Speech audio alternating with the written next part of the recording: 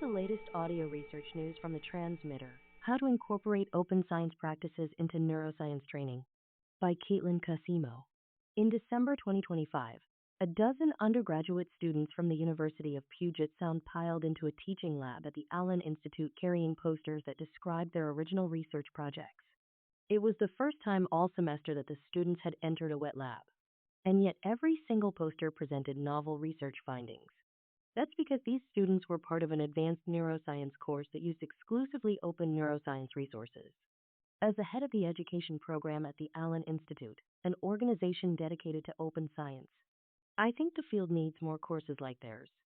I've seen firsthand how students benefit more from exploring a database's raw data than from just seeing data in papers or textbooks.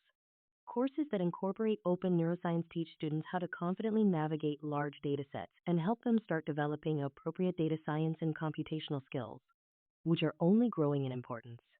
Open science projects also teach students about rigorous and responsible research conduct.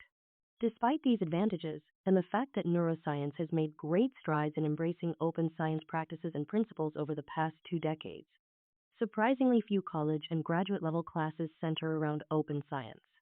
During my own graduate training, I learned many other facets of the process of science that prepared me to think like a professional scientist, such as writing and responding to peer review, but I never took a course that taught me anything about how to conduct open science or use its resources.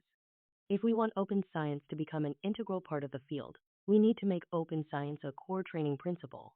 Neuroscience programs can implement open science into education in several ways.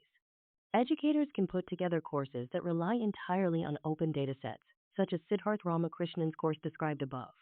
Ramakrishnan, a neuroscientist at the University of Puget Sound, collaborated with scientists at the Allen Institute to design a course to give students hands-on experience with open science resources. The effort was inspired by class field trips to the Allen Institute.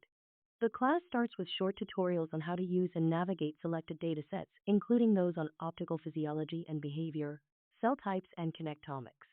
After that, students are turned loose to pursue their own independent projects throughout the semester.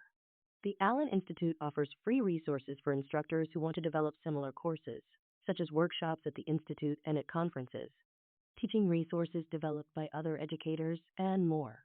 Educators can also encourage students to use open tools outside of course settings. Back in 2020, Julia Milner, a student at St. Mary's College of Maryland, missed out on completing her undergraduate thesis project in a wet lab due to the COVID-19 pandemic. Her advisor, Sarah Lachney, had attended some early workshops on using Allen Institute Open Science for teaching.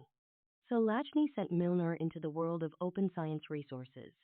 Milner cross-referenced Alzheimer's data from the Seattle Alzheimer's Disease Brain Cell Atlas, NIH Reporter, and publicly listed clinical trial data on clinicaltrials.gov and found differences in how two genes are expressed in early versus late stages of Alzheimer's disease.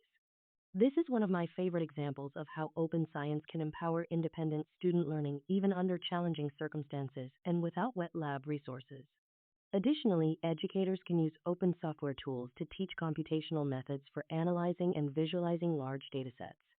Ashley Joavinet has written extensively about her experience introducing open coding resources in neuroscience classes.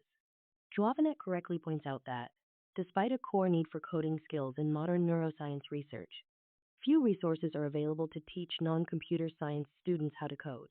Open science can partially relieve this gap by providing access to large datasets for students to practice their computational skills in meaningful research scenarios. We also collaborate with Joavinet and Teresa Mack-Kim on a summer workshop geared toward teaching coding to neuroscience students, and the workshop materials are, you guessed it, openly available. Discussing open neuroscience in courses can also stimulate discussion and motivate students to interrogate the values and research ethics that underlie open resources. For example, the public nature of open science requires that issues related to ethics, privacy, and data reuse are carefully worked out before material is released, given that we can't pull those open releases back once they're out. Presenting students with these topics provides material for discussion that feels real, not hypothetical. Further, open science enables students to closely examine data, protocols, including data protections, analysis methods, and other project elements, and to make research rigor and ethics observations firsthand. These topics are not always explicitly covered in science education and training, leaving trainees to fumble around unspoken norms. Open science provides both a philosophical basis and concrete foundations for such conversations. Joavinette and I explore these topics in greater detail in a chapter of the forthcoming book, Oxford Handbook of Undergraduate Neuroscience Education. Open science has many strengths as a teaching tool, but it can't fix all the challenges that educators face in the classroom. As with any teaching tactic, open science still requires students to buy into the learning process. However, I argue that the authentic nature of the data and the opportunity for students to engage in meaningful projects can help tackle this perennial problem of education. Finally, it's important to remember that although open science is valuable, it is not necessarily easy. We often hear from educators in our programs that they were excited about the potential to incorporate open science into their teaching, but they needed time, support, and a community to get over the hurdle of getting started. In addition to the Allen Institute's resources, training and community groups such as the Open Education Ecosystems Research Coordination Network and the Carpentries can help guide educators through the process of implementing open science practices into their programs. As open science is and remains part of our scientific practice, it should also be part of our teaching and training. It's never too early or too late to start learning. This audio was created using artificial intelligence. Stay up to date with the latest neuroscience news and perspectives at thetransmitter.org. Follow audio research news on Spotify, YouTube, or wherever you get your podcasts.